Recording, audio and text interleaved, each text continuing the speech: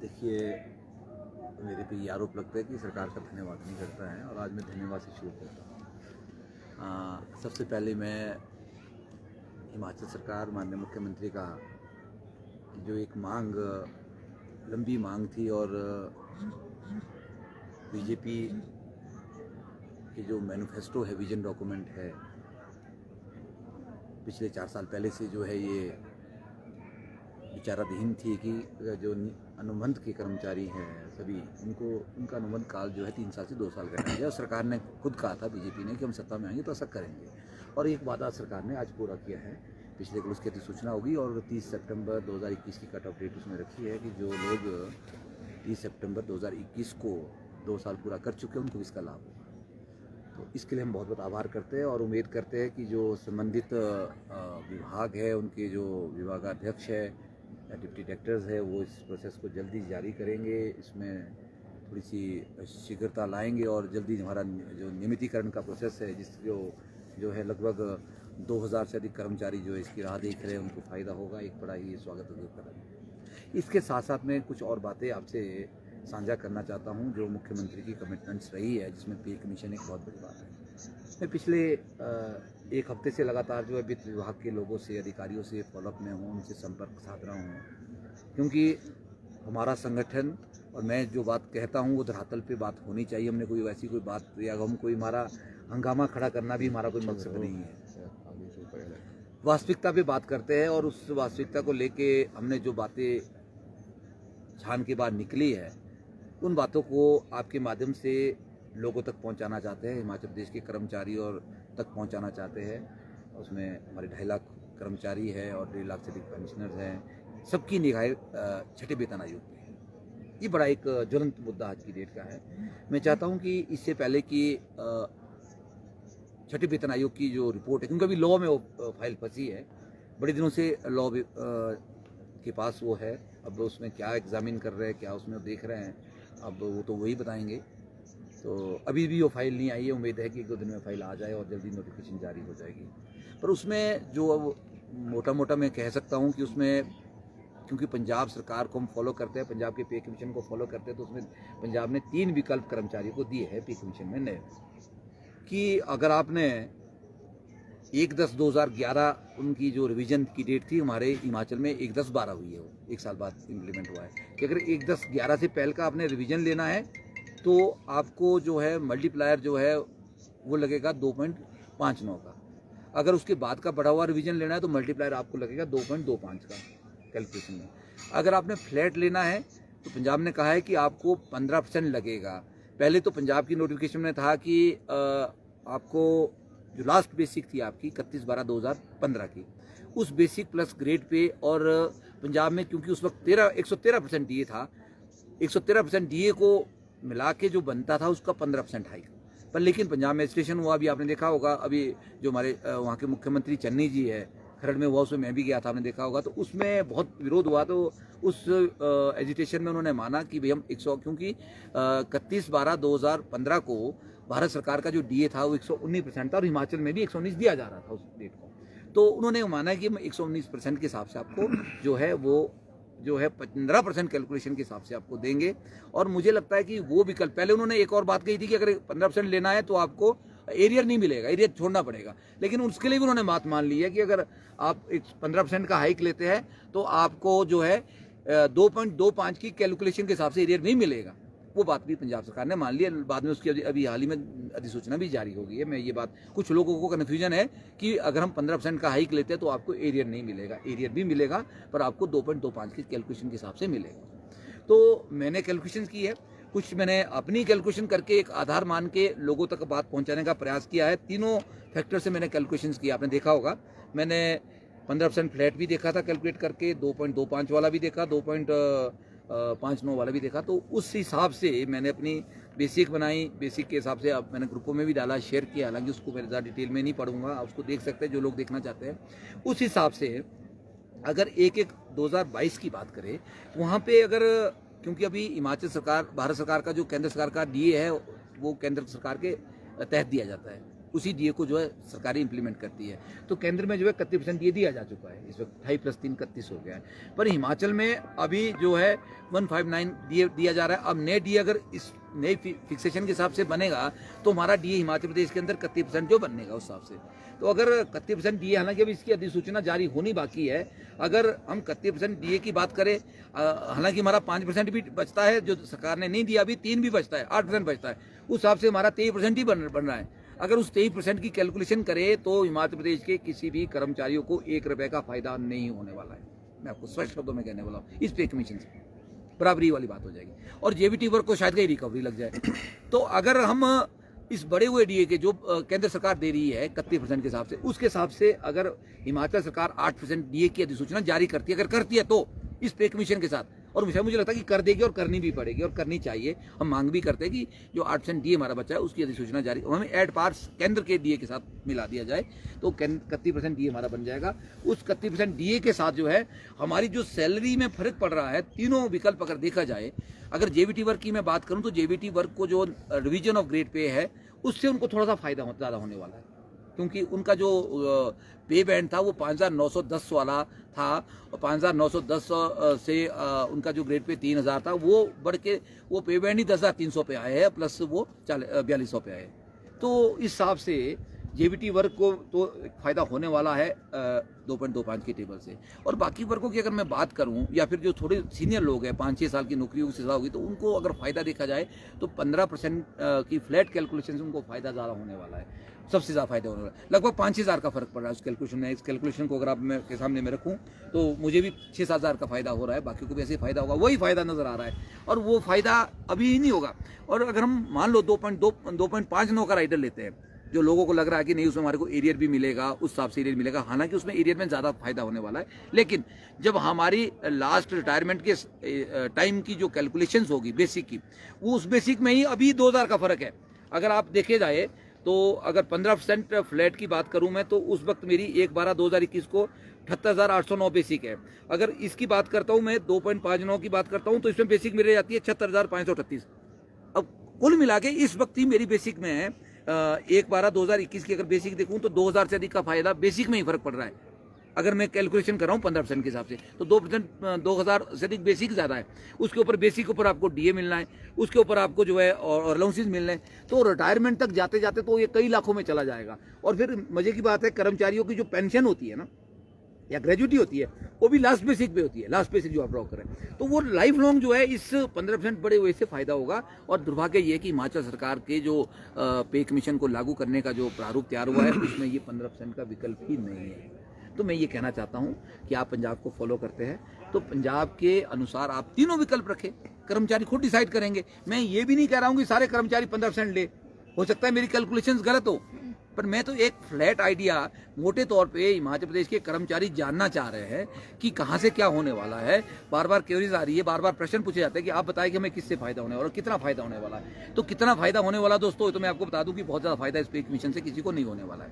हाँ, अगर वो भी अगर 8% हमारे को डीए नहीं दिया जाता तब तो समझो कि हमारे को रुपए का फायदा भी नहीं होने वाला है। ये 8% डीए अगर अभी इस जनवरी की सैलरी में सरकार जारी करती है तो हमें लगभग 5,000, 8,000, 7,000 का फायदा, 10,000 का फायदा मैक्सिमम होने वाला है। और कुछ लोग ये भी कह रहे थे, हमारे साथी ग्रुपों में बड़ा अखबारों के माध्यम से बड़ा हवाई हो रही है कि किसी को 2.72 का राइटर मिल रहा है, किसी को 2.62 का राइटर मिल रहा है। हमारे शिक्षक साथी है कुछ वो जो खबरों में भ्रांतियां फैला रहे, बड़े कर्मचारियों को बड़ा लाभ हो रहा है, मोटा लाभ हो रहा है, माला माल हो रहा है। साथियों, हिमाचल के अंदर कोई माला माल नहीं हो रहा है। हिमाचल के अंदर 2 ही राइडर है, वो चाहे अधिकारी है, चाहे कर्मचारी है, चाहे बड़ा है, चाहे छोटा है।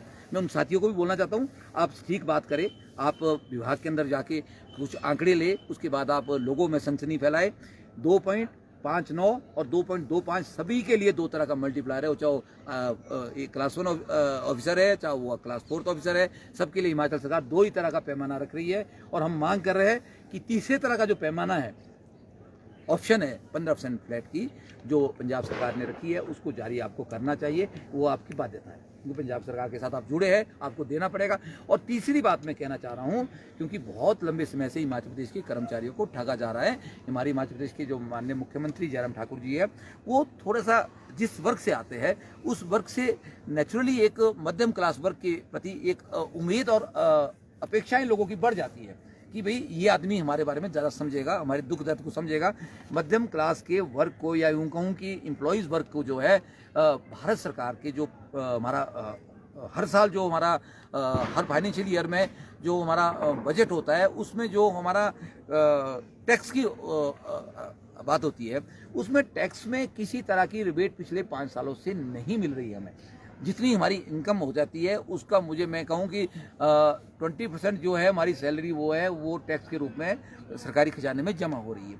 तो राहत कुछ नहीं हो रही, महंगाई इतनी ज़्यादा बढ़ रही है जिसका आप कोई अंदाज़ा लगा नहीं सकते। और उसके साथ साथ जो अलाउंसेस है वो अलाउंसेस जो है हिमाचल सरकार बड़े लंबे समय से कर्मचारियों के साथ छल कर रही है। एक तो हमारा जो टैक्स रिबेट है वो नहीं बढ़ रही है, टैक्स की स्लैब नहीं बढ़ रहा है, वो एक दुखद समाचार है। दूसरी बात, हम ये उम्मीद करते हैं, ये हमारी सरकार को पता है, हमारे मुख्यमंत्री को पता है कि ये स्थितियां हमारे कर्मचारियों के साथ हो रही है, क्योंकि कर्मचारी आज की डेट में हैंड टू माउथ है। और दूसरी बड़ी बात है कि एक सोच होती है कि भाई रिटायर हो जाएंगे या कुछ हो जाएगा तो हमारे बच्चों को पेंशन मिल जाएगी या कुछ और लाभ हो जाएगा। वो पेंशन वाली स्थिति भी आज की डेट में उसके ऊपर भी असमंजस की स्थिति है। 2009 वाली नोटिफिकेशन की बात मुख्यमंत्री ने कही, वो भी अभी ठंडे बस्ते में। और हम मांग ये भी कर रहे हैं कि सबको पेंशन मिल जानी चाहिए। पेंशन अगर MP को मिल सकती है, 4 पेंशन मिल सकती है, एक MLA MP को, मंत्री को, तो कर्मचारियों को एक पेंशन तो लाइफ में मिल जानी चाहिए। उसके ऊपर भी हम सटीक बात करें कि पेंशन के ऊपर सरकार को विचार करने की जरूरत पड़ेगी। और साथ ही साथ में जो अलाउंसेस की बात आपसे कर रहा था, अलाउंसेस में ये है कि पंजाब ने हर बार पे कमीशन के साथ अलाउंसेस बढ़ते हैं। चाहे भारत सरकार की बात करूं, मैं केंद्र के अलाउंसेस की बात करूं, चाहे पंजाब की बात करूं, हिमाचल सरकार में ही ऐसा होता है कि वो कर्मचारियों के लिए अलाउंसेस नहीं देती है। अभी मैं ये मांग जरूर कर रहा हूं कि अगर आप कर्मचारी हितैषी होने की बात करते हैं, अगर सच में कर्मचारियों को कुछ पे कमीशन का फायदा देना है तो अलाउंसेस की अधिसूचना भी साथ ही साथ जारी की जाए। पंजाब ने HRA की जो HRA है, हाउस रेंट की जो अलाउंस वृद्धि हुई है, उसमें 8%, 12% और 16% 3 स्लैब बनाए। हम ये कहते हैं कि आप सबको 10% जो बेसिक का है, लास्ट बेसिक जो है, उस बेसिक का 10% सबको दे दो और 5% CCA दे दो। और हमारे अलाउंसेस अगर बात करूं तो आपको बड़ी हैरानी होगी, मुझे अभी HRA 600 रुपये मिलता है और CCA 200 रुपये मिलता है, कैपिटल अलाउंस, ठीक है। और HRA सिर्फ 600 रुपये मिलता है। और कितनी बेसिक पे? 78,809 की बेसिक, 78,809 की बेसिक पे आप सोच सकते हैं कि मेरा HRA कितना है, 600 रुपये। अगर 78,000 पे मेरे को आप कैलकुलेट 10% करेंगे तो कितना हो जाएगा? 7,800 रुपये होगा। तो कहाँ 7,800 रुपये, कहाँ 600 रुपये है। तो ये रात और जमीन और आसमान का फर्क है। इस फासले को बांटने की जरूरत है, इसको कम करने की जरूरत है। तो हम मांग कर रहे हैं कि माननीय मुख्यमंत्री अलाउंसेस हमें दे। और आज की डेट में मोबाइल अलाउंस, जिस मोबाइल को आप बोलते थे स्कूल के अंदर नहीं ले जाना है, जिसका बड़ा भारी विरोध होता था कि स्कूल में टीचर या कर्मचारी मोबाइल नहीं लेंगे, ना चलाएंगे, आज की डेट में सारा काम हम टीचर जो है मोबाइल के माध्यम से कर रहे हैं। कोरोना जैसी वैश्विक बीमारी में जो है सारा काम मोबाइल ने किया है, सारी ऑनलाइन पढ़ाई की है। तो मोबाइल अलाउंस की पंजाब में प्रोविजन है, तो 1000 रुपये मोबाइल सभी कर्मचारियों को दे, ये एक मांग करते हैं। साथ में हम जो मेडिकल अलाउंस की बात कर रहे हैं उसको हम जो है कैशलेस करने की बात कर रहे हैं, क्योंकि अगर हम, सरकार ये बोलती है कि हम जो है गरीबों को जो है कैशलेस एक कार्ड दे रहे हैं, हेल्थ कार्ड देते हैं, तो वो हेल्थ कार्ड कर्मचारियों को भी दे दिया जाए, उससे सरकार की अपनी बचत होगी। एक हेल्थ कार्ड बनाया जाए, एक कैशलेस हेल्थ स्कीम जो है कर्मचारियों के लिए लागू करे। हमें मेडिकल अलाउंस नहीं चाहिए, हम उसको छोड़ देंगे, पर उसकी तरफ सरकार आगे बढ़े। ये कुछ मांगे हैं जो पे कमीशन से जुड़ी मांगे तो हमारी बहुत सारी है।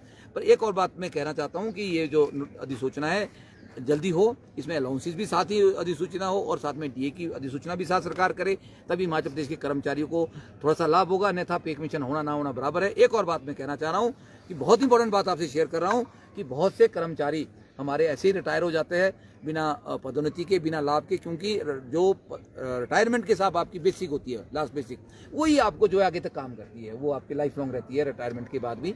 तो हर आदमी चाहता है कि रिटायरमेंट पे पदोन्नति उसको मिले ताकि उसका बेसिक चेंज हो जाए। तो मैंने कहा था पॉलिसी के लिए क्या कर रहे हैं आप लोग? देखिए, SMC पॉलिसी भी बननी चाहिए, उस पॉलिसी के साथ साथ मैं कह रहा हूँ कि कंप्यूटर टीचर की पॉलिसी बननी चाहिए, आउटसोर्स की पॉलिसी बननी चाहिए। ये कुछ ऐसे मुद्दे हैं जो सरकार के विचाराधीन है और सरकार को इसके ऊपर जल्दी निर्णय लेने की आवश्यकता है। और कर्मचारी बहुत परेशान है इस मुद्दों को लेके। मैं आपसे बात क्या कह रहा था, मैं बात कह रहा था कर्मचारी जो रिटायर हो रहे हैं बिना पदोन्नति से, उसमें एक हेडमास्टर है जिनको आपने 30 नवंबर को पदोन्नति दे दी, वो 150 लोगों को छलांग मार के वो पदोन्नत हुए, प्लेसमेंट दी गई है। बाकियों को आज अभी आप प्लेसमेंट नहीं दे रहे हैं। अभी 31 दिसंबर को बहुत से लोग और रिटायर हो जाएंगे, उनकी जवाबदेही कौन लेगा?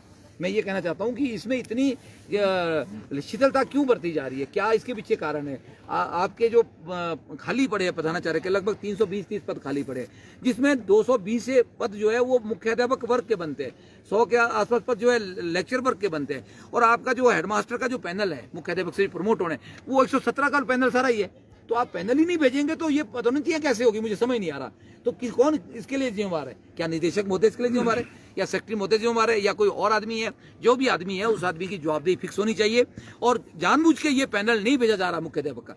अगर आपको पता है कि आपकी पदोन्नतियों का कोटा 200-300 बनता है, तो आप उससे 2 गुना ज्यादा उसको बन सकते हैं। आपने 117 का 128 का पैनल भेजा हुआ है, तो उसके पीछे क्या मंशा है, ये भी एक समझ से परे है। अभी जो कहने की बात यह है कि और उलझा हुआ है पदोन्नतियों का मामला, प्रधानाचार्य का और क्यों उलझा हुआ है, उलझाया जा रहा है। Virendra ji, high power committee की बैठक हुई थी, उसका मकसद था कि जो समस्याएं हैं अध्यापकों की उसका निदान किया जाए। कुछ निष्कर्ष निकला उसका कि ऐसी वो हाई पावर कमेटी। एक बड़ा मजाक फिर से आपने कहा, और मैं इसका जवाब जरूर आपको देना चाहूँगा। और एक और मजाक शिक्षकों के साथ हुआ है, हम JCC में नहीं लिए गए, और उसके बाद 2 दिसंबर को हाई पावर कमेटी की बैठक निश्चित हुई थी। मैं उससे पहले मैं मुख्यमंत्री से मिला था और चीफ सेक्रेटरी से मिला था 30 तारीख को। हालांकि एक चिट्ठी हमारे को मुख्यमंत्री कार्यालय से जरूर आई है, वो मैंने सर्कुलेट भी की है कि आपको कंसीडर किया जाएगा उसके लिए। ना तो हमें कंसीडर किया गया, ना कोई ऐसी बैठक हुई। 2 तारीख को बैठक पोस्टपोन होगी। मुझे लगता है कि वो बैठक अनिश्चित काल के लिए पोस्टपोन कर दी गई है। उसके पीछे क्या मंशा है, क्यों नहीं कराई गई, और वो कराई जा रही थी तो उसके पीछे वो चुप चुप के क्यों कराई जा रही थी, उसमें किसी को इन्वाइट भी नहीं किया गया था। जब हमने इस बात का खुलासा किया तो सारा मामला ठंडे बस्ते में पड़ा गया। शायद किसी संगठन विशेष को उसका लाभ देने के लिए इस बैठक को कराया जा रहा था। जब हमने उसके ऊपर हंगामा खड़ा किया, हमने अपनी बात रखी, क्योंकि हम सबसे बड़ा संगठन शिक्षकों का हिमाचल प्रदेश के अंदर हिमाचल राज्य अध्यापक संघ है। जब हमने कहा कि हमें नहीं बुलाएंगे, हम अपनी बात रखें, तो क्या उसका औचित्य है। तो उसके बाद ये सारे जो कार्रवाई है ठंडे बस्ते में पड़ गई। हम मांग करते हैं कि जो हाई पावर कमेटी की बैठक है ये तुरंत बुलाई जाए, इसमें शिक्षकों को बुलाया जाए। हमारे एजेंडे को हमने एजेंडा दे दिया है, 43 सूत्रीय मांग पत्र हमारा चीफ सेक्रेटरी के पास कंसिडरेशन में, उन्होंने खुद उस बात को ले लिया है। तो हम चाहते हैं उसके ऊपर चर्चा हो, और हमारे अनगिनत मुद्दे जो मैं आपसे भी चर्चा नहीं कर पाया, उन सब मुद्दों के ऊपर बात हो और सारे उसके कोई समाधान निकले। अभी जो बातें मैंने मुख्यतः आपसे चर्चा करनी थी वो ये मुख्य बातें थी, और मैं उम्मीद करता हूँ एक बार फिर से कि इन सब के ऊपर जो सकारात्मक जो निर्णय होगी, नोटिफिकेशन जल्दी जारी होगी, तभी हम कह सकते हैं कि सरकार एक कर्मचारियों की तरफ आगे बढ़ रही है।